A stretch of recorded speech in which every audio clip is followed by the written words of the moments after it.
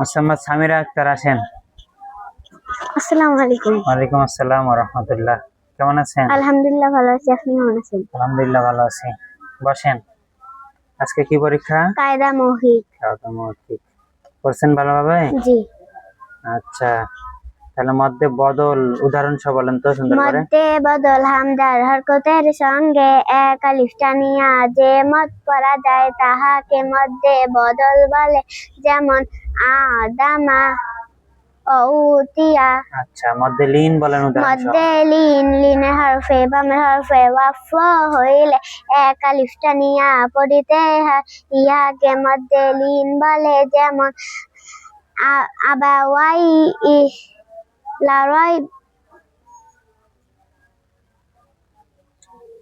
আচ্ছা, মধ্যে আরজি বলেন তো উদাহরণ সহ। মধ্যে আরজি, মধ্যে হরকত বা, মধ্যে হরফে বামের হরফে ওয়াফ হইলে তিন আলিফ টানিয়া পড়িতে হয়, ইহাকে মধ্যে আরজি বলে, যেমন সুলাইমান ইয়াবগিয়ান।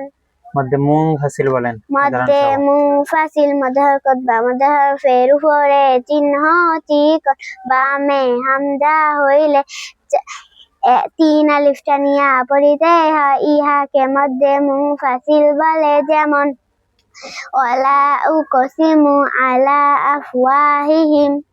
আচ্ছা, কলকলার পরিচয় উদাহরণ সহ বলেন।